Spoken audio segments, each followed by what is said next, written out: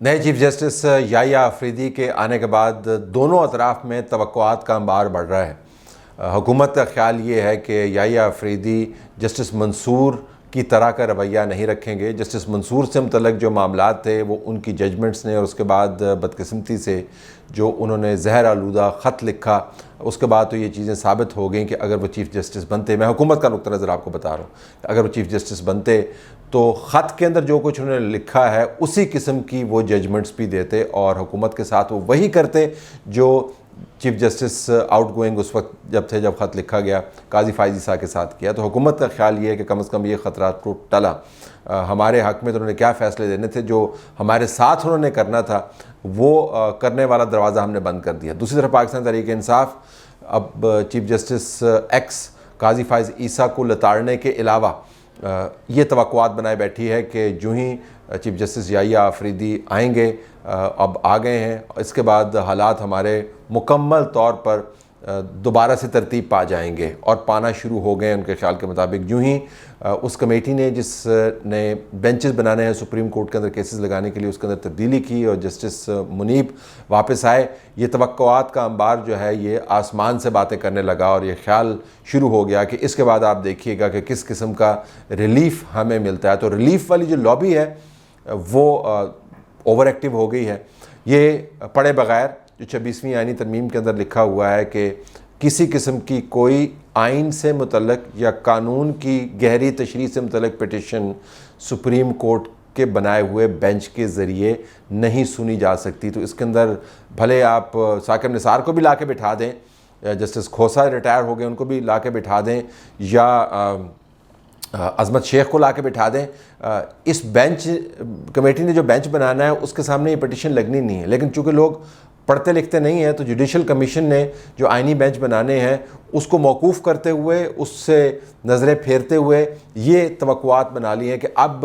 یہ جو کمیٹی ہے اس کے ذریعے جو بینچ بنے گا، اس بینچ کے ذریعے آپ دیکھیے گا ہمیں کس قسم کی ریلیف ملے گی۔ چیف جسٹس یحییٰ آفریدی کے سامنے ایک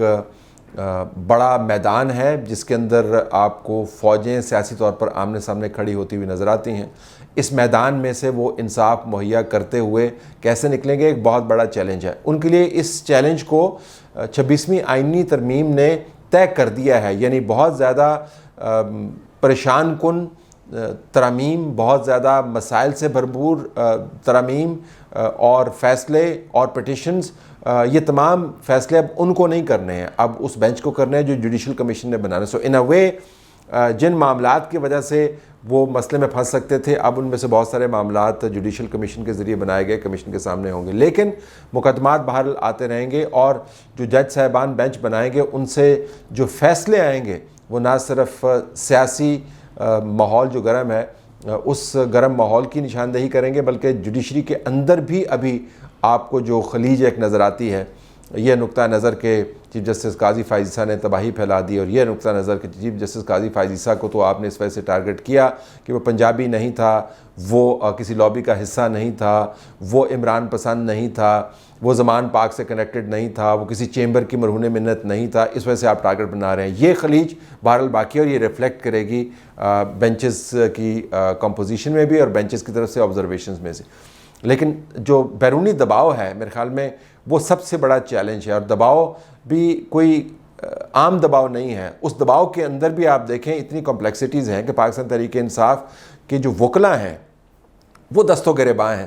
جس قسم کی زبان فواد چودھری، فیصل چودھری، سلمان اکرم راجہ، شعیب شاہین،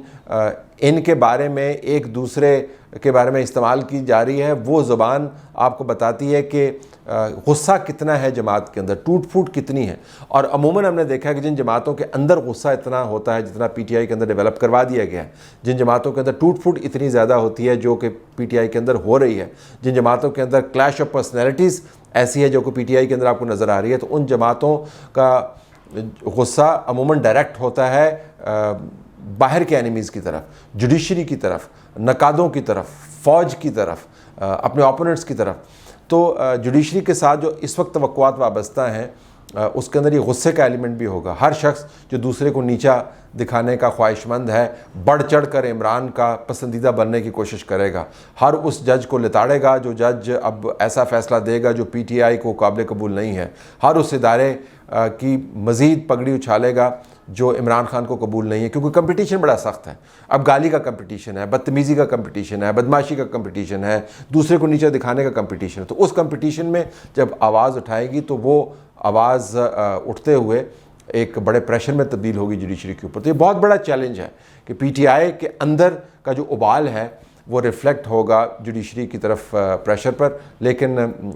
چیف جسٹس یحییٰ آفریدی سے جو توقعات دونوں اطراف میں وابستہ کی گئی ہیں ان کا ریکارڈ بتاتا ہے کہ دونوں کو شاید مایوسی ہو. اگر میرٹ کے اوپر حکومت کا کہیں پر گربان پکڑا جاتا ہے تو پکڑ لیں گے، لیکن اگر کہیں میرٹ کے اوپر عمران کو ریلیف نہیں دینا بنتا تو نہیں دیں گے. دونوں اطراف جب اس قسم کے فیصلے کریں گے تو دونوں طرف سے دباؤ تو آئے گا.